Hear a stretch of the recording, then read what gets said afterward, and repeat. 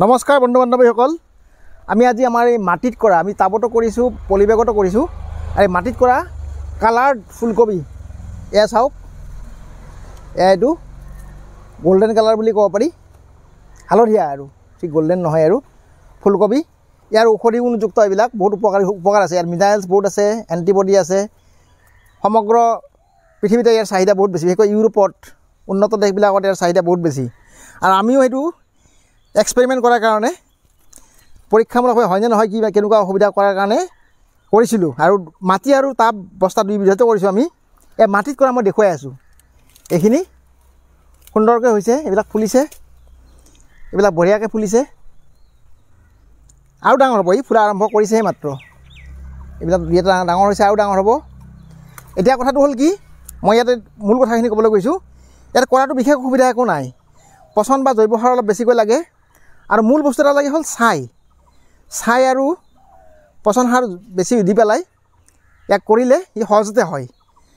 প্ৰথমটো হ'ল কি, যত্নৰ ফালৰ পৰা বাকী ফুলকবিতকৈ অলপ বেছি মানে ছাইৰ পৰিমাণটো অলপ বেছি দিব লাগে, বা বৰণৰ পৰিমাণটো বেছি লাগেতো, সেইকাৰণে দিব লাগে।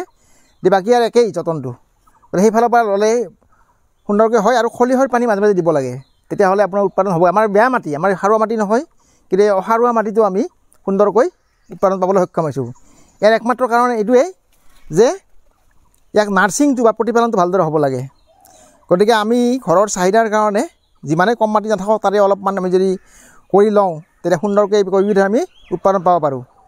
আৰু ইয়াৰ উপকাৰিতাৰ বিষয়ে ক'লোৱে, যথেষ্ট ভিটামিন, মিনাৰেলছ, খনিজ পদাৰ্থ, এইবিলাক এণ্টিবডি বহুত থাকে।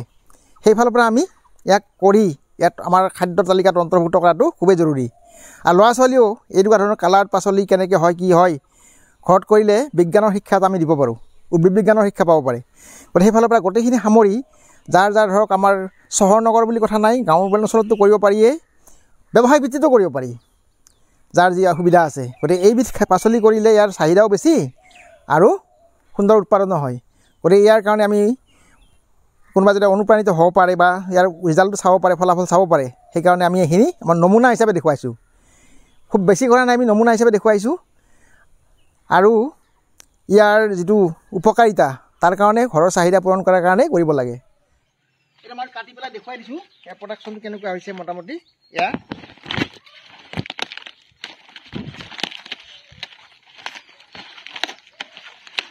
চাওক, এইটো মধ্যমীয়া আৰু ডাঙৰ দুই এটা আছেই, বা ডাঙৰ হ'ব। আৰু এয়া এইটো সুন্দৰ উৎপাদন হোৱা বুলি আমি ক'ব লাগিব। গতিকে এইবিধ দেখিবলৈও ভাল, খাবলৈও সোৱাদযুক্ত। আমি খাইছোঁৱেই, সোৱাদযুক্ত। বন্ধু বান্ধৱীসকল, আমাৰ উৎপাদনখিনি আমি দেখুৱালোঁ। কেনে দেখিলে আমাক মন্তব্যৰে উপকৃত কৰিব বুলি আশা ৰাখিলোঁ। ধন্যবাদ।